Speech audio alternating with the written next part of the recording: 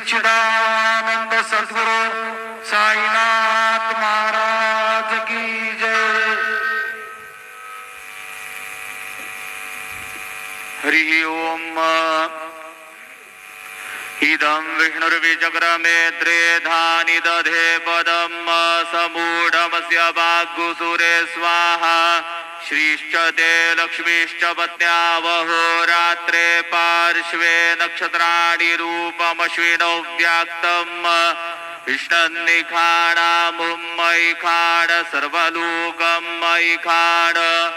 अक्षस्रः परशुं गदेषु कुलिशं पद्मं धनुष्कुण्डिकाम् दण्डं शक्तिमसेञ्जर्मजलजं घण्टां सुराभाजनं शूलं पाशसुदर्शने च ददतीं हस्तैः प्रसन्नाननां।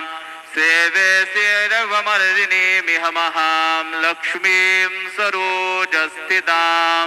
गुरुर्ब्रह्मा गुरुर्विष्णु गुरुर्देवो महेश्वरः गुरुः साक्षात् परब्रह्म तस्मै श्री गुरवे नमः। सद्गुरु साईनाथ देवताभ्यो नमः। प्रातः पूजनार्थे गन्धाक्षतपुष्पैः सम्पूज्य अथ धूपः वनस्पतिरसोद्भूतो गन्धाढ्यो गन्ध उत्तमः। आग्रेयः सर्वदेवानां धूपोऽयं प्रतिगृह्यताम्।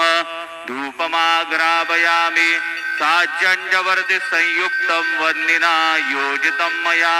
दीपं गृहाण देवेश त्रैलोक्यतिमिरापः। दीपं दर्शयामि दीपानान्तरेण नैवेद्यं निवेदयामि। चतुष्कोणमण्डलं कृत्वा तदुपरि नैवेद्यपात्रं निधाय गायत्रीमन्त्रेण पात्रं प्रोक्षयेत्। सत्यन्वरदेन परिखिञ्चामि धेनुमुद्रया ममृतीकृत्य ग्रासमुद्रया। ॐ प्राणाय स्वाहा ॐ अपानाय स्वाहा।